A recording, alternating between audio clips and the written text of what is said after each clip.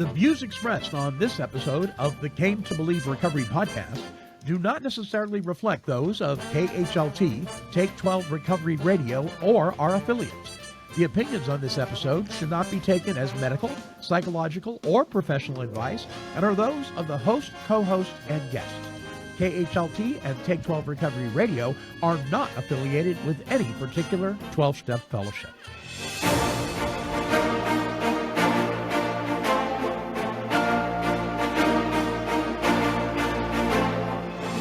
Well, greetings, my friends. I am the Monty Man from Take 12 Recovery Radio, and this is the Came to Believe Recovery Podcast.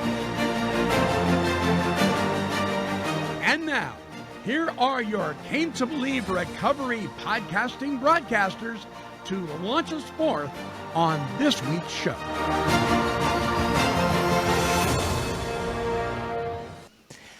Well, hello, everyone. Welcome to the Came to Believe Recovery Podcast. My name is Alicia, and I am joined, as always, with Tom and the Monty Man. Hi, Alicia. Hi, guys. Hi, Monty. What's going on? What are we doing this week? This week? Yeah. Or today? Today on this show. You want the topic? Yeah, let's give the topic, and then let's see what else comes up.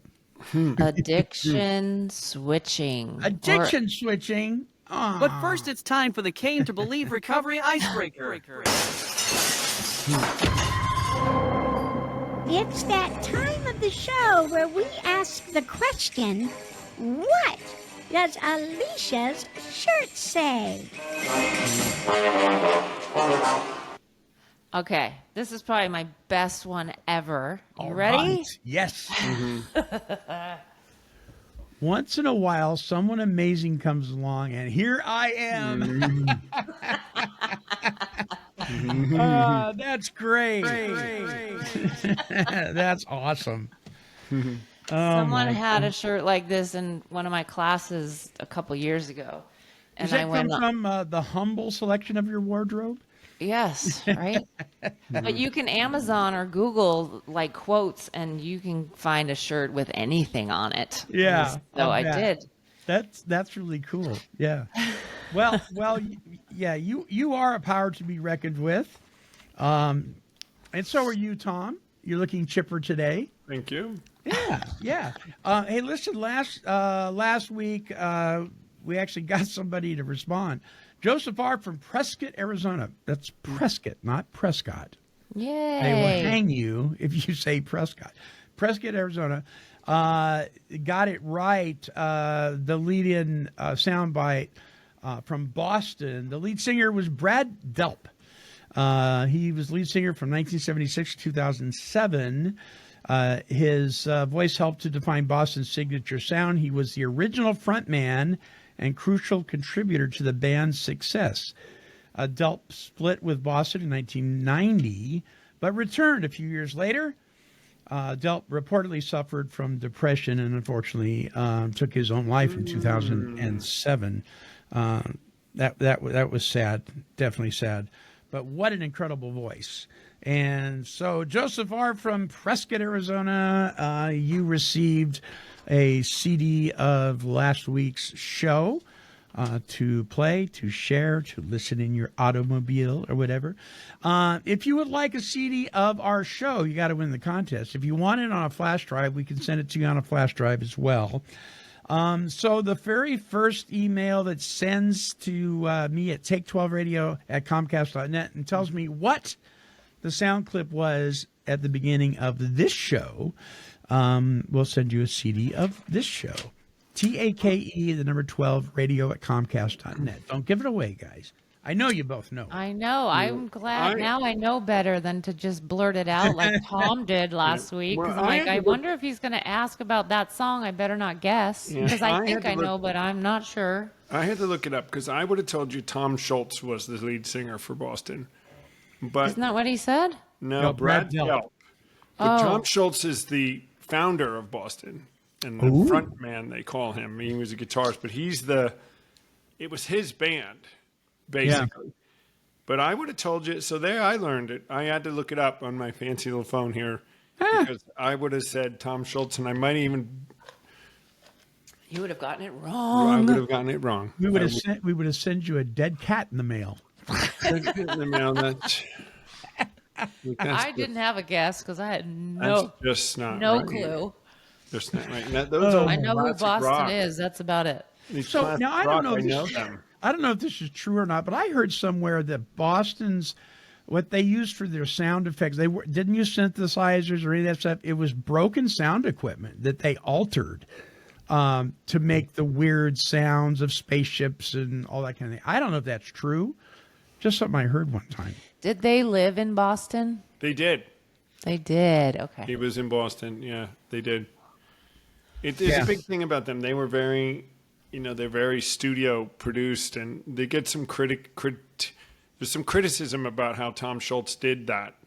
And they almost worked like session players coming in to play his music, and he was extremely picky. It took long time to get the things right for him. And there's this whole story behind it. And then when they went on the road, they really weren't a band. Oh, They were yeah. they were, but they weren't, in that they kind of had to put them together as like a band to go and tour.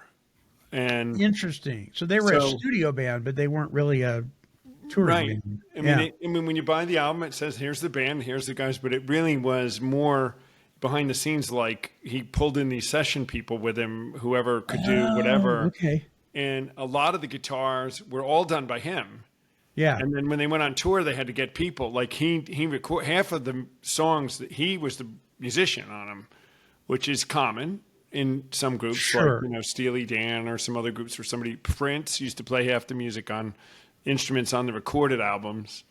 Right. But, so very, very interesting. I did see Boston Oh, back wow. in the day, and they were not the best in the live category. I went and saw the Beach Boys, and it was an outdoor concert, Mm-hmm. and they were horrible because they focus so much on their harmony. Outdoors, all the sound goes right up, right, goes straight up, right. But in a studio, they were amazing. But a live concert, Right? some bands are just like that. I Hey, saw Madonna a couple times. you saw Madonna? and you admit to it? What's wrong with you? Yeah, what is wrong with you? You know, Right? who's I amazing? saw her the week of 9/11. Oh wow! It was that Friday, and they still had the concert, and then I saw her again in 2012. You know who I never thought that I would like simply because her name, but I think she's a phenomenal musician is Lady Gaga. Oh yeah. She's impressive. Incredible. Yeah, She's very impressive. Very impressive. her Go- voice is amazing. Yeah, go Google her cover band that did Led Zeppelin cover. Lady Gaga, Led Zeppelin cover. They've got some old like cell phone video of her and bands, young. Yeah. With her, she playing the keyboards and singing. She's quite Wow. impressive, actually, as an artist and a musician. She does write all the stuff. Yeah, I'm impressed with her too. Well, I'm more open than I ever was to anything anymore. But- So, last week we increased our intelligent level by soaking up some useless information. So I thought really quickly before we go to the topic, I would share a couple pieces of useless information. Where's he going with this? Rubber bands last longer when you refrigerate them. Which we would never do, but okay. Stick them in the fridge. They last longer. I mean, Buy don't you more. want They're your like a bag- quarter. Don't you want your bag of 1 million rubber bands to last longer than they already do? So see, No. Alicia, this is where we begin to be concerned for Monty. Like, what Yeah, is I mean, he talking about? Right. Like, it's just, I'm just trying to go through my head. Is like, where did that all come from, and why would he share? It speaks to, Who he is. yeah. There we Yeah. go. That's what we needed. What's the other one? Okay, flamingos can only eat with their heads upside down. Is that true? That it is is true. true. They It turn is their true. head over. They do. Yeah, that? that is true. Yeah. I've never seen them, Yeah. so I don't know. And their their pinkness comes from something that they eat or That something. they eat or something in the Yeah. Fish. Yeah, or something like that. Yeah. So if they're not in the, Oh no, there's another one. Is there another one? yeah. This is only one more. Only one more. I promise.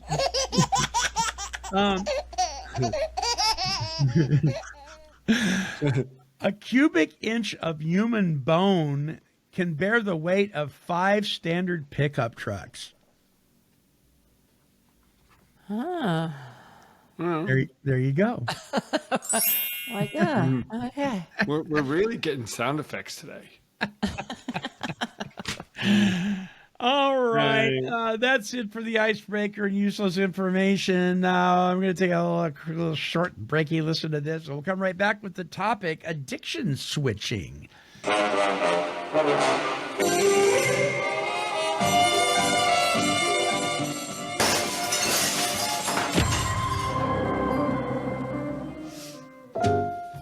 Hey, this is the Monty Man. Now, I know you're already listening to our Came to Believe Recovery podcast, but did you know there is so much more to Came to Believe Recovery?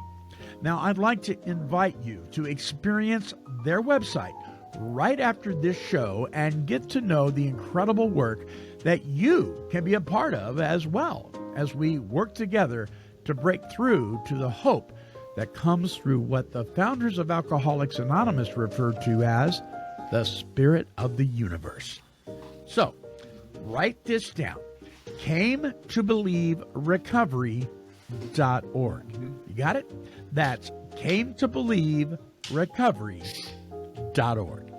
Now, back to our show.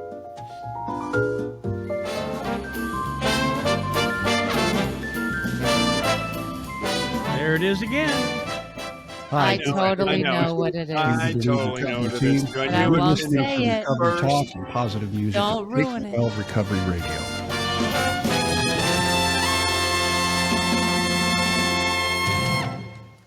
Welcome back.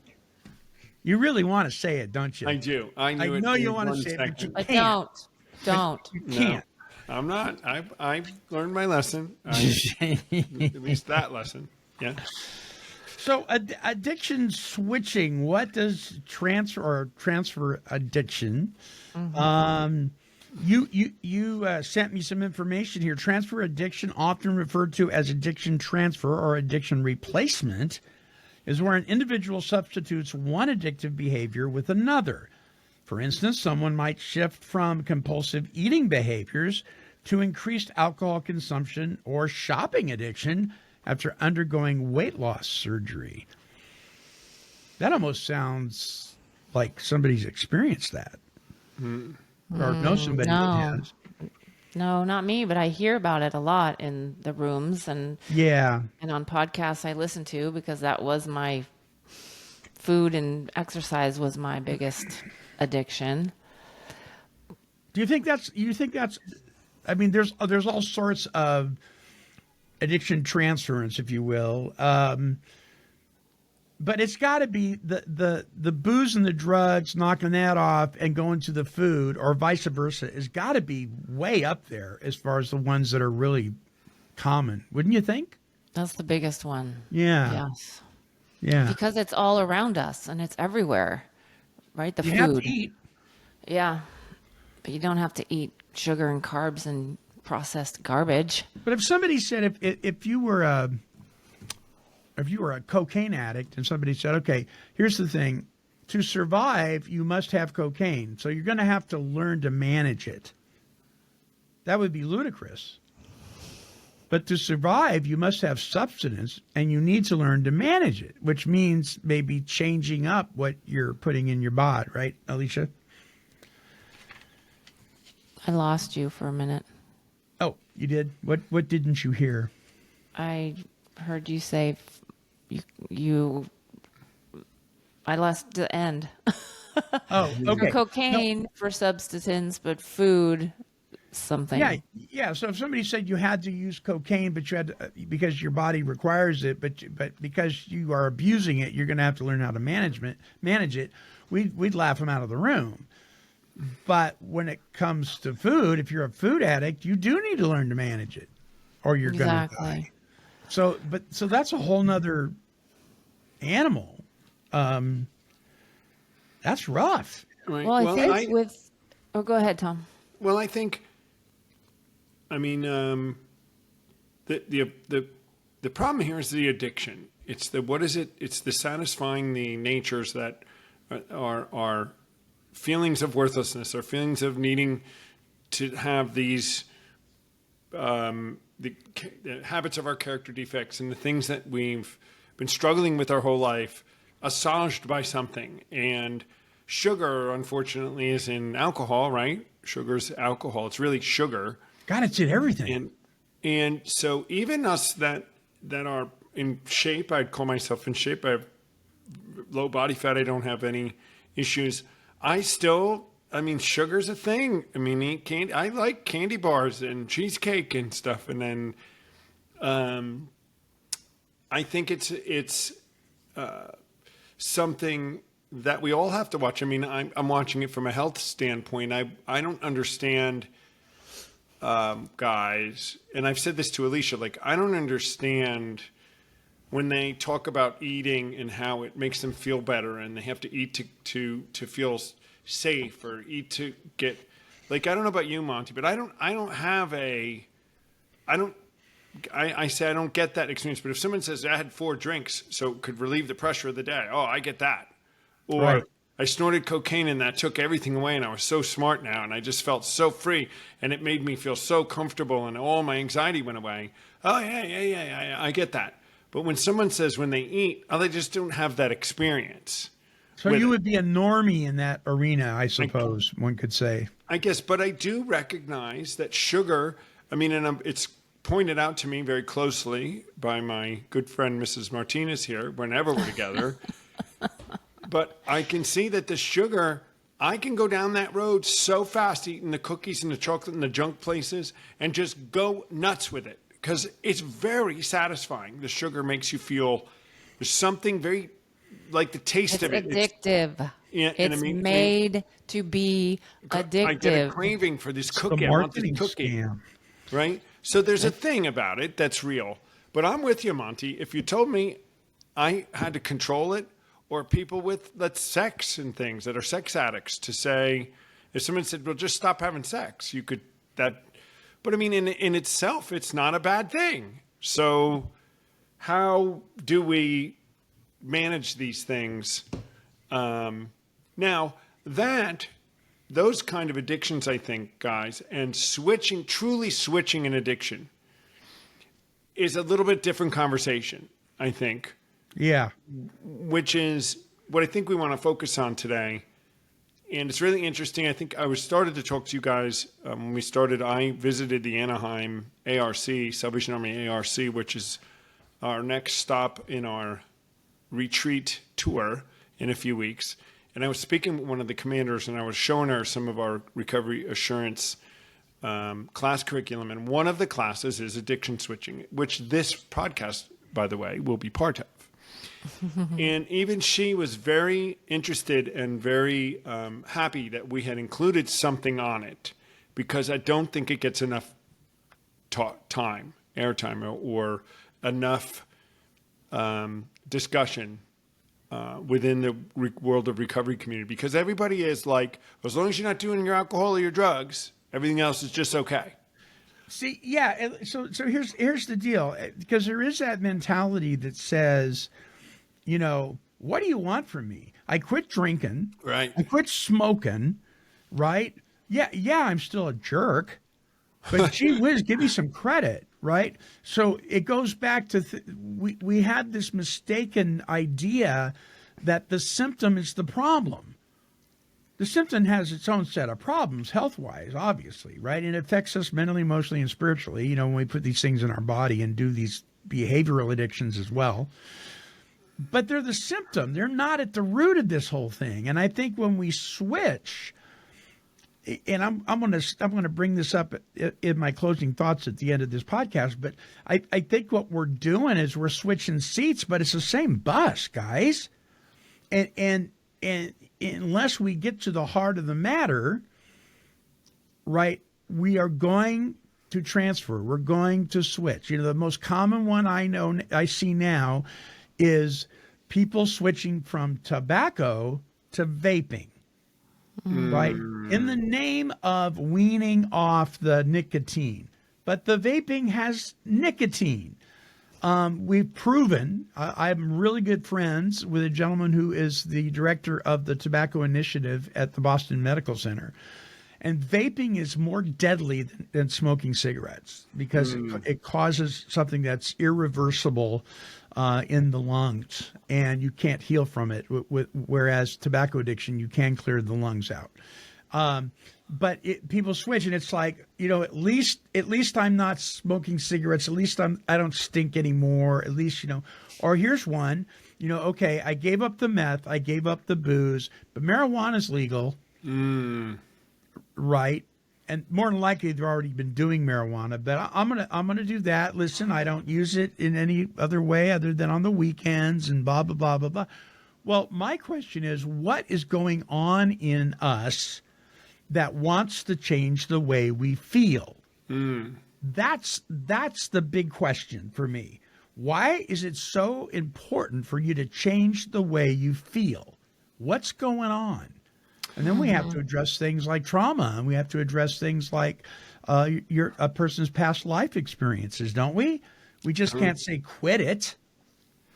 So you're right, Monty. So here's the dilemma, right? And here's the rub on this. We needed to change the way we feel. We were using our alcohol and our drugs. Let's say you go through a recovery program that has you freed. If you haven't dealt with that need to change the way I feel, you will be seeking something else to change the way you feel. Amen. Yep. And I was trying to search for the words to kind of give us this roadmap of what this is we're talking about. And that's it. It's change the way you feel. And when people come out and they're clear-headed, right? I mean, Alicia, you could speak to this, I think, as well as anyone when it comes to things, and I can too, because I think I have teetered on the edge of a couple of things.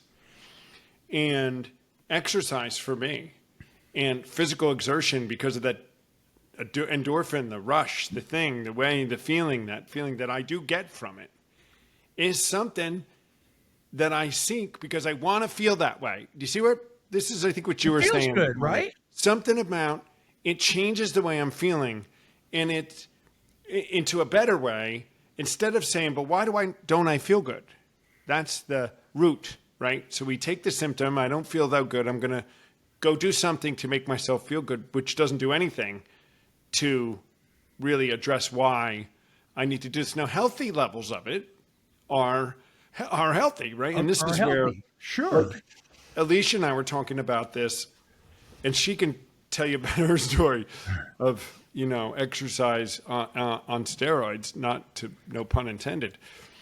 When is it a transfer? So if I am a heavy exerciser and I love to exercise and I do it a lot, and I've decided that of the 3 hours of my day that are free time, an hour and a half of it I'm going to use for exercise, is that necessarily an addiction? Well, I don't know. Right. I don't know if I'm paying my rent and I'm going to work and I'm still addressing my family and I'm not engaging in left side thinking and I'm still working right side thinking. And for those of you that don't know that, it's the new nature that we get when we go through the steps, but productive aspects in life. Maybe it's not. But boy, when it turns to that, where you're, going to work late because you had to get the run in, and you're missing dinner because you had to go do the second workout of the day, and you're not going to your kid's recital because you had to go do 4 spinning classes and things like that. These would be the signs that this has made your life unmanageable. And then we'd be back to our original thought. What is it? I mean, in our case, it would be a 10-step thing. What's going on? But I don't know if you guys agree with all that. No, it's totally true. And I was thinking back with my history, and I always say I was an addiction switcher. But then I think literally, I'm like, I don't know if that would be really, I'm an addiction adder-oner. Ah, there you go. Oh, I like Because that. I had alcohol and eating disorders at the same time. Yes. I didn't switch. I kept the eating disorders, got rid of the alcohol, and then I added exercise to the eating disorders. Didn't switch. And so, but still, it applies. But I was thinking this morning, I'm like, I don't know if I'm a switcher because I kept them all and just added more to it. And with the exercise for sure. And I think, Tom, I think we talked about this before, but it's kind of like I need to be completely honest. I do have a sponsor in another program for food and exercise. And with other help from other people that know me well, I mean, that could be where the line was. Because if someone just met me and knows that I exercise 10 to 12 hours a week, hardcore, heavy, they could be like, you're addicted. Well, am I? Right. I don't work. I mean, I work very part-time. I'm a volunteer. I have a lot of time, and I love it. I'm not addicted to it anymore, but there's things that I do need to be checked on, because I could skirt the line. But again, it's my honesty. I talk to Tom a lot about it. I'm like, what do you think about this? Yeah. And I think and maybe I'm wrong, if I was truly like addicted, I don't think I would ask him. I would just lie and deceive like I used to do. Maybe I'm lying to myself. Maybe you asking him, maybe that's part of the game. Maybe Justifying. that keeps you, hey, well, at least I'm talking to somebody. Yeah. Maybe. And of course I'd pick him because he loves exercise. So he would never say anything there you wrong go. about it. I wouldn't call somebody that didn't exercise about it. Why? Because then they would tell me to stop. So, Tom, do you ever co-sign her baloney? No, I don't know. I don't think so, because I think I have said to her on occasion, I think you got to be careful with that. What are you doing? Yeah. Sometimes she's off doing something for 3 hours. You'd rather do that than come and help some people. You need to watch that. I think I have said that to you. Mm-hmm. That I think you're going overboard with it. I think you got to watch it. If you're going to this level with it, and this is what I was saying before. She's already doing 10 or 12 hours a week. Now you got this other opportunity, and you're going to skip that opportunity to add another 30 minutes that mean nothing. right. It's the line. So no, I don't co-sign, but I do. I do go with the idea that just because she wants to train hard and be good with her free time, that shouldn't be necessarily seen as a bad thing. Right. I think those of us in the recovery community, sometimes we need to be a little careful what we call addictive behavior. Right. Because we have a tendency to see things through that lens, right? Because it almost took us out, and we've known people and loved people that it did take out. So we're quick to make that judgment call. And I think sometimes we need to pump the brakes on that a little bit, but that comes with a little bit of education. When do you cross the line from healthy behavior to compulsive behavior? And when does the compulsive behavior go from compulsivity to literally addiction, where you've lost the power and choice in it? And in order to be comfortable in your own skin, you must do A, B, and C. I must go to the gym, otherwise my day is ruined. I must have a baked potato with my steak, otherwise my meal isn't complete. And then where you start doing these musts, where you're allowing these things, the tail to wag the dog, so to speak, instead of the other way around. And I think people in recovery. And we talk about this a lot on this show, and Alicia, you really harp on it, and you're right. If we're going to offer a solution to the addiction issue, why would we let part of the addictive behavior live in that solution? It just poisons it. So what I'm talking about here is I worked for a faith-based recovery center that dealt. Really, most of the clients were alcoholic. There was a few meth addicts in there, but most of them were alcoholic. And we pumped them full of protein, fruit, tons of fruit, and tons of carbs. So when you mix protein with fruit, because meat rots in your stomach, and it's part of the natural process. And you throw fruit on top of it, and then carbs on top of it, it ferments. And what happens when it ferments? Turns to alcohol. Turns to gout. alcohol. And so Called here gout. I am, an alcoholic who needs to be abstinent from alcohol, and I wonder why I'm still having cravings. And then the poor guy sneaks out in the middle of the night, goes down to the corner store and gets himself some brewskis, and we kick him out. Well, we've been setting him up. There's studies, real studies now that are showing that carbs and sugar keeps your addictive mind open and wanting the alcohol. And then they've turned them to low carb, keto, or carnivore, and the addiction thoughts severely lessened. So less chance of switching then, less chance of going to that Yeah, mindset. or going back to your addictive behavior. So what, if I'm crossing the line, I look at it in my life, I think, okay, what does it look like if I'm switching? Let's take eating differently. You know, if I blow it one day and I'm beating myself up to the point where I continue to blow it, right? I ate a piece of chocolate cake. Well, I might as well eat the whole cake now. Right? Now I've crossed the line. You know, and so what does it look like? What about exercise? When does that become an addiction, or even a chemical dependency? Because we become dependent on the dopamine rush that the exercise brings. When does it become an addiction? I think it becomes an addiction when it starts to interfere with the rest of our lives, and we're not comfortable on our own skin unless we partake of it. When we become unmanageable. It's the second Yes. part. I'm addicted to exercise and my life has become unmanageable. It's when you have that level of unmanageability, I think you hit it right on the nose, Monty. It's when it starts to rule your life instead of your life ruling it. Well, do you think it could be answered, if we're honest, that when you're stressed or upset, what do you run to? And if the answer is not Jesus, then that answer is your addiction or your idol. Does that fit or no? Because if I'm stressed and I'm running to food, that's a problem. Food doesn't fix stress. Food is Well- not the answer unless you're hungry. Well, I mean, and I know what you're trying to say, except under stressful situations, they say go take a walk. It does have a physical, if you're really just dealing with the physical element of stress in a normal condition, and you just need to get some relief, some movement or some exercise is actually beneficial. That is true. God gives us those Right. things. Yeah, yeah. Yeah. I agree.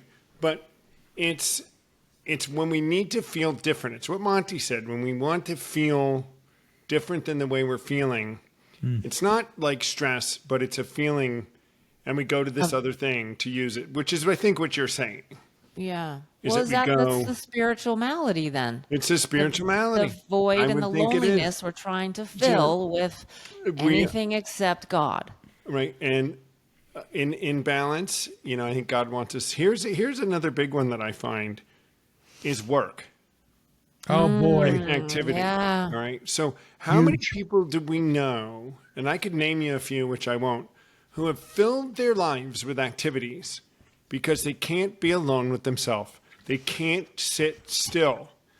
Yeah. They can't sit still. And sometimes, maybe even on this podcast, there's people that just can't sit. I was going to say, are you still. talking about me? No, but I know Yes. to make sure I've called at 11 o'clock on a Sunday and she's still sleeping. So no, she can sleep like the dead. Apparently when she wants to, but Not anymore because my church but now this is is at a very 9. common thing, guys. This is changing the way you feel. It's feeling they can't be alone with themselves. They're not comfortable enough without filling it with everything. They add an exercise class one night, then they go to a Bible study the next night, and then they go to an AA meeting the next night, but they're never home. They never have free time. They stay at work as long as they can. They take on extra jobs. Money becomes an idol. They begin to just rushing money, and it pushes everything else out in life. It's the same thing. Yeah. I think But it's again, the same it thing. depends on the person and it depends on the motive. Because there's probably plenty of people that do have something on most nights and they're fine. Don't you think? It depends I mean, on. Sure, but again, when does it move to the arena where if you don't do it, you're not okay? Right. And are they avoiding something Well, there you go. in there? So let me tell you a story. I'll tell you a story because this leads to what you're saying, Alicia. So when I first got sober, I was going to the meetings all the time because of filling up time. So I had done the steps. My sponsor said, "Yeah, go to a meeting every day if you can for a while because you haven't filled your, idle hands at the moment wasn't the thing to do." And I remember one night I got to back working and I had debt like many addicts do when they come out of it. And I hadn't had some success at work and I was looking for purpose in life and a career, blah, blah, blah. And I go to work and the work says, we got some extra work for you. Would you like to stay a few extra hours? And I had my AA meeting that night and I called my sponsor and I said, "So what should I do?" He said, "What do you think you should do?" "Stay at work. You're in debt. You need a little extra work. You've been to enough AA meetings. It's okay for you to a level to help that." So he said that. The other thing was I went back to college, which started to take some time in a healthy way, even though it's overboard. Like it takes your time. It's for a period of time only and for a specific purpose. And Monty's looking, I think he's looking like he has some really good stuff to bring in on this. But let me get through this and then I'm open. And I was really busy in good ways. I was in school at night and I was doing homework and I wasn't stressed and I wasn't engaging in anything, but my time was full, right? And I wasn't going to as many meetings. I didn't need them. I never needed them to stay sober anyway. And I remember going to a meeting and when I went after some time, these people came around. "Are you okay? Are you okay? Oh my gosh, we haven't seen you. Are you okay?" I said, Yeah, I love I'm that. fine. I said, "Are you okay?" They said, "What's going on?" I said, "Life is great." I said, "I went back to school. Things are progressing. I'm going to get my degree. My work's going really well." "Whoa, I don't know. If you're not coming to meetings, you're at risk." And this is a whole nother thing. But so I filled myself up with this valuable stuff, but I had filled up my time. It didn't turn into an unhealthy thing. So I think what you were saying, Alicia, is, and you have too, Monty, is when does it turn? Mm-hmm. And where does it go to when you are now, when it is an addiction, a negative consequences in your life? When you become a slave to it. A slave to it. Well, There you go. You're hitting them all today. When it's changing the way you feel, you want to change the way I feel, and I'm a slave to that change. That's Yeah. it. One of the ways you can tell you've become a slave to something is you'll make this statement: "I can stop doing that anytime I want." But they don't. If you make that statement, right? Who are you trying to prove that to? What, love that. if you make that, well, I can quit smoking anytime I want. I'm just mentally addicted, not physically. There's another one. By the way, the brain is an organ just like the heart and the lungs, right? So mentally is actually physically. So if you're mentally addicted, you are physically addicted. So yeah. So I can stop anytime I want to is a statement that comes from people who they can't stop anytime they want to. And so we've lost the power to be able to do that. So it's interesting when you talk about work. Studies have been done for years on the alcoholic brain and the workaholic brain. And if you look at an MRI of both those brains and you didn't put the label alcoholic and workaholic underneath them, you would not be able to tell the difference. Wow. It is a trip. It is amazing. So it's a lot of the compulsivities that come with workaholism are in the alcoholic brain. And, which tells me once again that this is not just a disease of perception or any of that. There's stuff going on. There's medical proof that our DNA is changing, it's getting messed up, and so we need help with that. And so if we're in a treatment center or if we're in a 12-step recovery room or wherever, and we're not watching this tendency to just switch gears. And if people around us aren't educated enough to actually keep an eye on that, that may be an issue. So I don't know.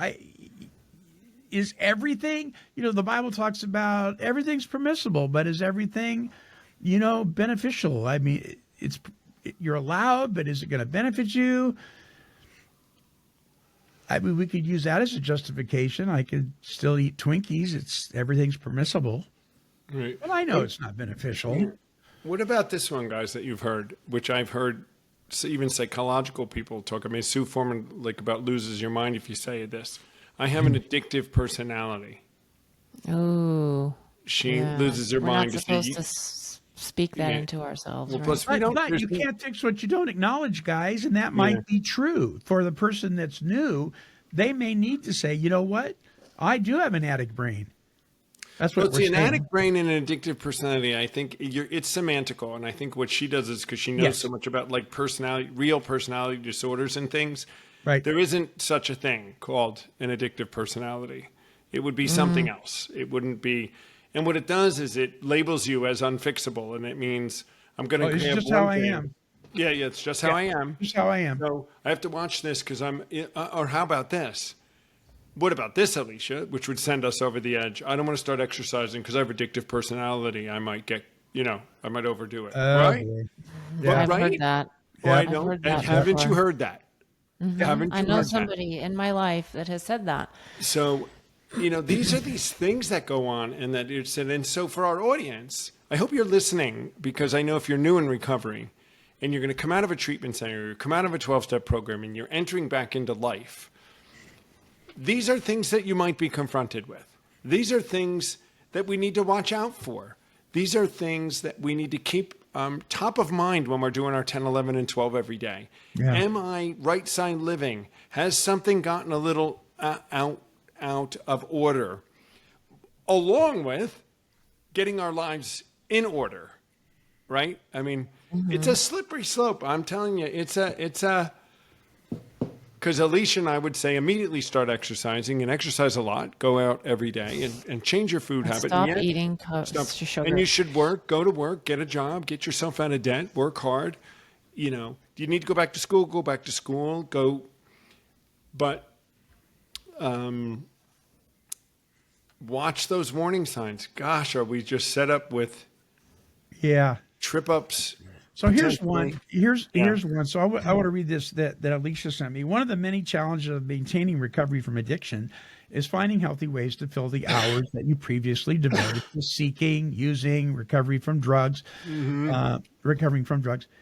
Failing to establish a balanced, productive lifestyle can put you at risk. So one of the areas that I think is really people in recovery, particularly people in 12-step fellowships. And if you're listening and you've been in a 12-step fellowship for any length of time, you may have seen this happen, is there's a real push towards service work. Service work will save you. Service work will keep you clean. Service work, putting other people first, serving, because we do know one of our problems is self-centeredness. So we want to switch it up and help serve others. The whole purpose for recovery is to learn to be of maximum service to God and the people he puts in our lives. That is true. But when we push this thing, service, that's great. And we've seen people turn into service junkies, switch their addiction to service. Mm-hmm. And what happens when they burn out? They end up relapsing. Happens all the time, right? And so you hear things like, just don't drink no matter what. Well, isn't that nice? Just put the plug in the jug. Go help other people. Hey, become a sponsor. You'll never drink again. Really?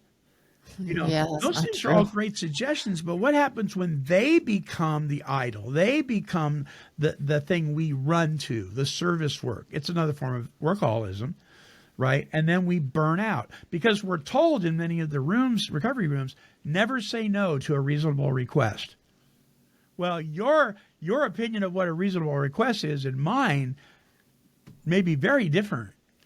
And so we have So to how would someone know if they are addicted to service or if they're just is it wanting to be in taking- service? is it taking away from the healthy parts of your life, right? What you say here, failing to establish a balanced, productive lifestyle. Is the service work keeping me from my family? Is the service work keeping me Right. from my personal devotional life? Is the service work keeping me, from a spiritual connection with God? Is it keeping me from that? Am I so busy doing God's work that I've forgotten about God? Mm-hmm. I think those are the red flags. Well, I have a- guess. Yeah, Oh, go I have a ahead. big issue with that, with people that I've heard that go to meetings and you'll hear the wife or the husband saying they don't come to the kids' events because that's during their meeting time that they need to go to. This evening meeting or this daily meeting that they have to go to. And they're missing family events and they're missing things. And I say, well, why do they go to that meeting? Why do they have to go to that meeting all the time? This is where we get in trouble, us, If they need a meeting, there's a problem. Is he going to a meeting because they're leading it and they're doing 12-step work? Or is it because if they don't go to that meeting, this is their crutch. This is what's keeping them from, or is there a sponsor telling them they have to do service work, right, Monty? I mean, I don't know. Could it be any Right. of those things? Right.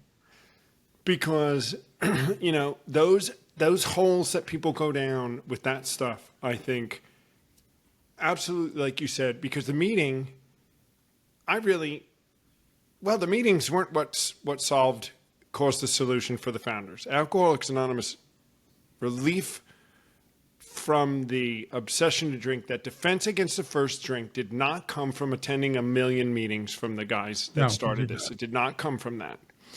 And so how that's gotten to that point, and then where it gets into this, is it an addiction when you have to go every day, and have you switched a dependence on changing the way you feel, right, Monty? Yes. If Then you maybe become, yes. when you're brand new, I get it. Right. For Hanging sure. out at the URS club, playing pool with clean and sober people, not going into slippery places, doing that's all wisdom. Yes. Right. But if you've actually walked through the step process and have had a spiritual awakening as a result of these steps here, then you need to move on from there because you're going backwards. And if you become meeting dependent, right? What happens when COVID hit? Right. Hundreds of people relapsed. Why? It's 'Cause they true. weren't God dependent; they were meeting dependent, or you become sponsor dependent, or pastor dependent, or even step dependent. If you're dependent on the methods and not the method giver, you will relapse. I guarantee you. And it may not be drinking or using; it may be something worse. Yeah, it concerns me for folks that have been, in the fellowships for a good period of time, and if I don't get to the meeting, I'm going to drink. Really? See, then it takes a sponsor or someone in that meeting to talk to them. That's like a point here. Like, how do we talk to people if we hear that from their mouth? Do we say something? Am I around people that can speak into me to check me? I think that is so important, either at meetings or they'll be listening to this and then they'll hear something that they can relate with and go, ooh, I think I have transferred addictions, or have a sponsor that can point it out. But that's a slippery slope too. Look, 80 to 90% of people that attend 12-step meetings do not have sponsors. We know That that. is true. And they're not doing the steps either. And they're not doing their steps. Their sponsor's a phone number in their pocket. So there's no accountability, Now, if somebody's listening right now and they do have a sponsor and it is working for them, I'm not talking about you. But it's all in the approach. If I see somebody that's obviously become meeting dependent, it's going to be on how I approach them. I don't have to be their sponsor. I can go, hey, Fred, I really appreciate what you shared today, and I get it, man. I get it. Would you be open to an idea? Because I just have this thought. You want to go get coffee?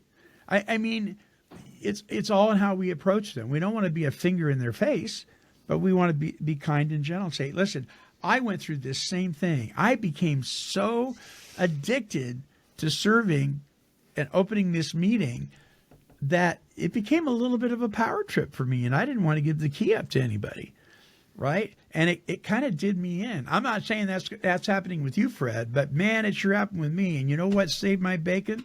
Somebody came to me and said, you may want to take a second look at this.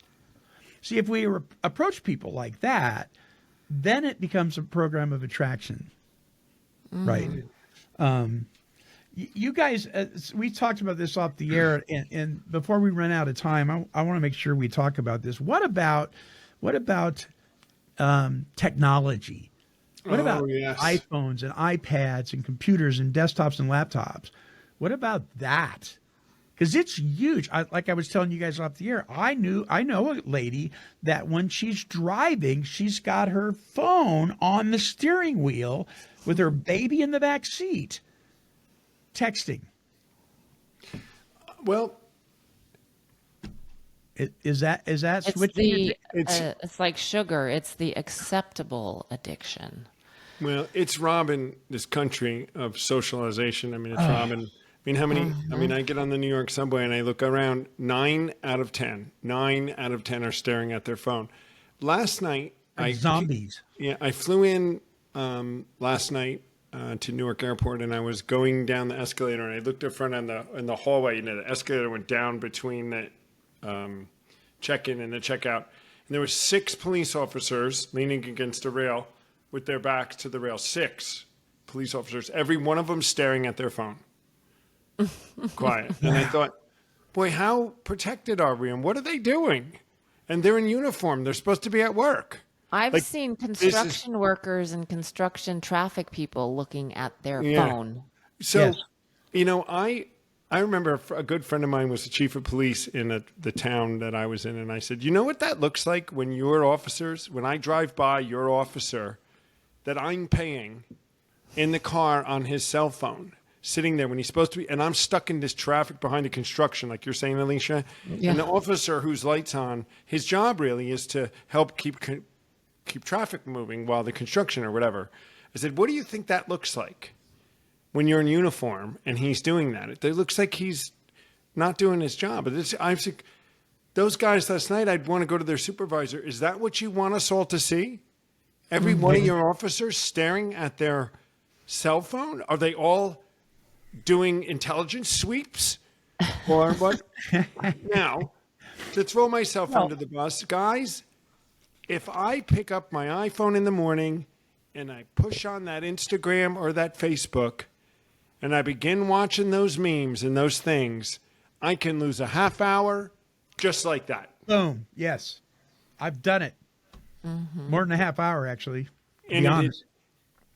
we can sell it, well, it's just a little entertainment and they're funny and they're this, but it sucks an half hour that I didn't read my book. I didn't get ahead on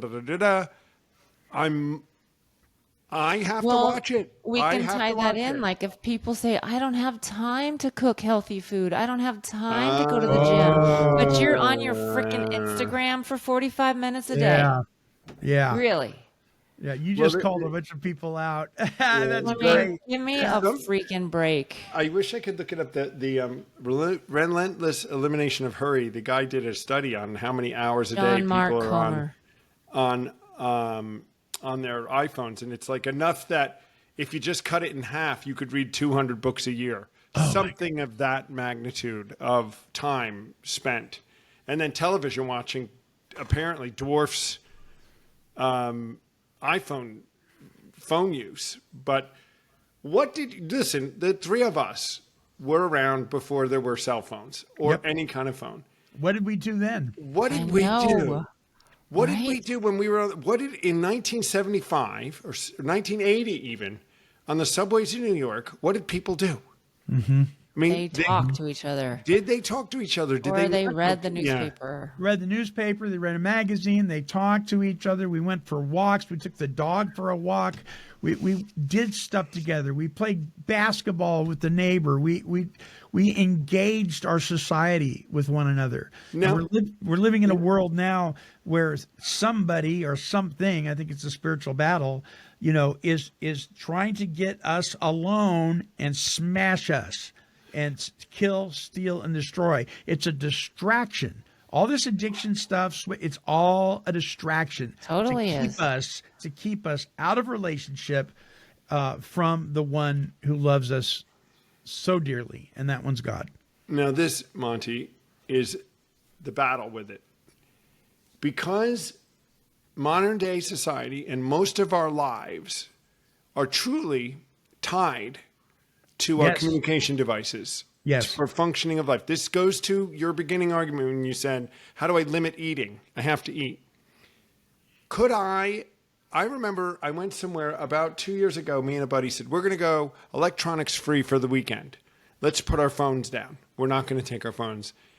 And because of the way society and life is today, what we realized is we really can't do that today.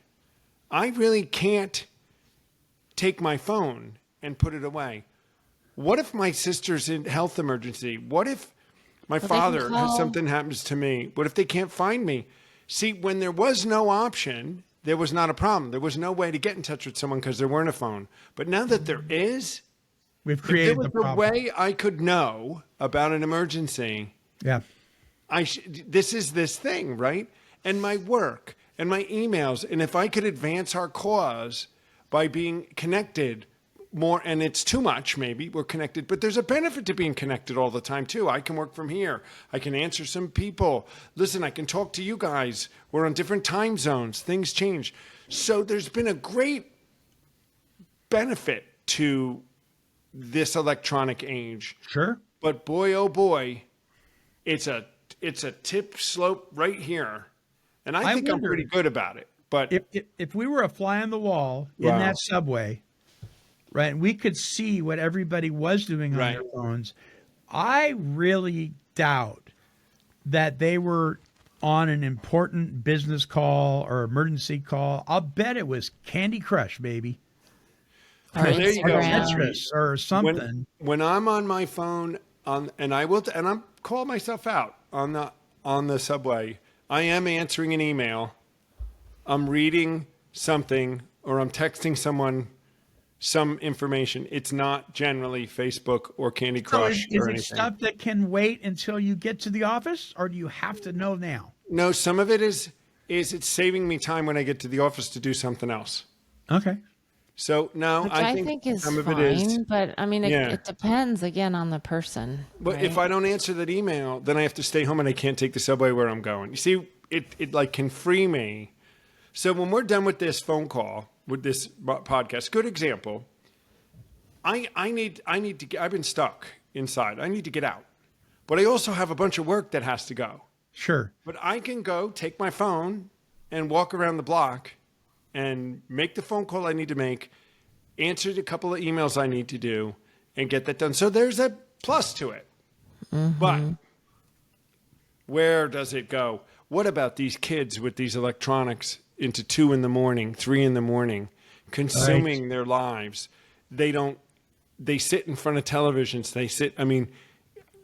I think we have this benefit, us three especially, we have some wisdom. We have our spiritual malady under control. We have recovery. We recognize by 10, 11, and 12 these things, and then we make adjustments. I do believe we do it. I do it.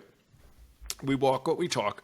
But what about this new generation that's just getting the world stolen from them? Because this Under is the the- norm for them. This Right, isn't under the something guise that just of this is giving them the world. Yeah, it isn't something that just came along Yeah. in their life. They're born into this. Yeah, and they text. They don't talk to each other. They don't look at anybody in the eye. All they can do is text. And let's And not not even have- talk about AI. So, Oh, so gosh. remember, I asked you guys. I think I asked you guys several weeks back that would you, if I wanted to call you and talk to you, would you rather that I just call you, or would you prefer that I send you a text letting you know that I'd like to call you? And Tom, you said I prefer the text. I prefer the text because I can tell you I can talk to you in 15 minutes. I can put the time aside. I would So rather what, you do what that. did you do before you had the phone? Somebody would actually call you and you'd have to tell them what? Let the answering machine get it. Well, Or you'd say, hey, can I call you back in a bit? I'm right in the middle of something. It was no big deal. Mm-hmm. Well, I'm trying to think. We didn't call as often. You know, you didn't catch him. It was just No, a we different didn't. life. Then we didn't have the. Here's the other time is that what I would never call someone in the middle of the day when I knew they were at work, where we can today. You see, people will call me in the day and I say, you know, it's the work day. And if it's just a chit chat, why do you think I can just chit chat all day long? Yeah. And I know that's not you, Monty, but I mean, Maybe. the queen of it is Mrs. Martinez, who 99.9% of the time will not answer her phone. And Because I'm exercising. she does.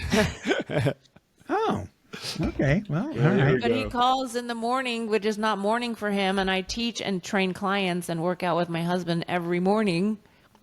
So, I know your routine a little bit. I try to avoid the times when I know you're engaged with your morning okay. stuff. Anyway, I also know, like, if I'm almost somewhere, don't get on the phone with Tom because him and I will go on tangents and it takes longer than we think. So then I won't answer because I only have like 3 minutes and not 15. well, that's where I would rather her answer me and say, I got 2 minutes. What do you want? Can I call you back later? So I'm Well, with you, that Monty, seems- on that. Well, you know, Rude. hey, but you know, one of the big things that stopped us from doing that in the past was phone bills. Right. It doesn't cost Now us it's anything. free. I can call you in Tokyo and talk all day long. Yeah, It doesn't cost me any more than my monthly bill with Verizon or whatever, Yeah, right? yeah. It's crazy. Guys, we are out of time. Closing thoughts. Alicia. The same word I say every single week: honesty and integrity. Have honesty. Ask yourself right now, am I addiction switching, or are you like me and just adding another addiction to your other addiction? And get help, because it's not going to be a good thing to keep it. Just be honest. Yeah. Tom? I say, which I would say every week too, a little bit. If you're doing your 10, 11, and 12 and you're being honest, like Alicia says, and looking at that list each day and taking your inventory, continuing to take that inventory and being honest about how your life is going and growing your conscious contact in step 11, I think the closer you keep to that, the less your chances are of engaging in another dangerous addictive behavior. Yeah. Yeah. Good words, guys. Our closing song is entitled Dancing in the Rain. Listen, this world is raining all the time. Stuff's raining down on us all the time. And are we going to allow our circumstances to dictate our behavior? Or are we going to dance in the rain? This is by my good friend Richie Supa. And then I'll come back with my closing thoughts as we wrap this episode of the Came to Believe Recovery podcast up. Here's Richie.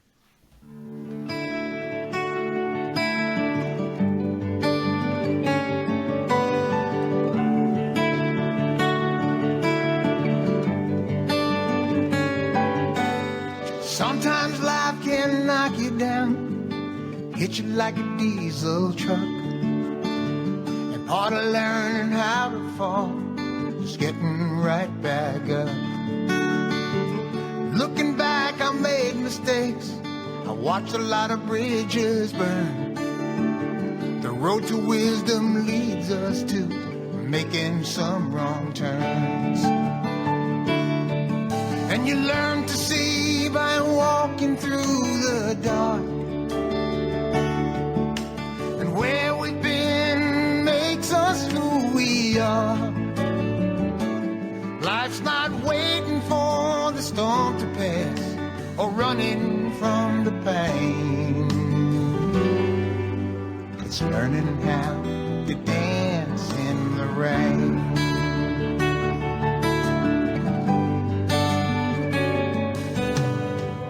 Love can take and bruise a heart, bend it like a broken wheel, leave your world so torn apart that only time can heal. I wound up a better man for every single tear I cried, and I wouldn't be where I am if I never tried. You learn to see by walking through the dark. And where we've been just makes us who we are. Life's not waiting for the storm to pass or running from the pain. It's learning how to dance in the rain. And prayers that go unanswered can sometimes hurt like hell. In life you have to play the hand you've been dealt. I know it well. I know it well. And you learn to see by walking through the dark. And where we've been just makes us who we are. Life's not waiting for the storm to pass or running from the pain. It's learning how to dance in the rain. It's learning how to dance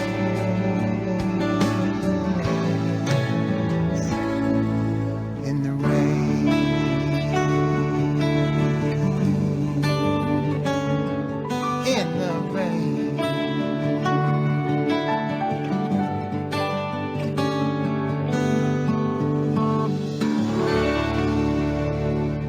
Mr. Richie Supa with his song, Dance in the Rain. Well, we have looked at a few examples of addiction switching, but if the root of all this crazy behavior is selfish and self-centeredness, having a God-shaped hole and attempting to fill it with everything but God, are we not simply switching symptoms? I mean, the seat on the bus has changed, but it's the same bus. What you and I need to do is be entirely ready to find a whole new mode of transportation. Now, getting off this bus is no easy task, and we can't do it by ourselves. But God makes a way where there often seems to be no way. It's a matter of opening up our hearts to the God of love, the Creator, the divine, the one that can do for us what we have tried so desperately over and over to accomplish ourselves, but have failed. The question is, how long do we want to continue this practice of jumping from one destructive behavior to another? So here's my question. Are you ready to surrender? Are you ready to dance in the rain? It's a question you might want to think about. Came to Believe Recovery strives to create and promote opportunities for life-changing spiritual experiences for individuals and families suffering from all forms of addiction. For more information, help, and support, visit cametobelieverecovery.org. I'd like to thank you for allowing me to be your host on this episode of the Came to Believe Recovery podcast.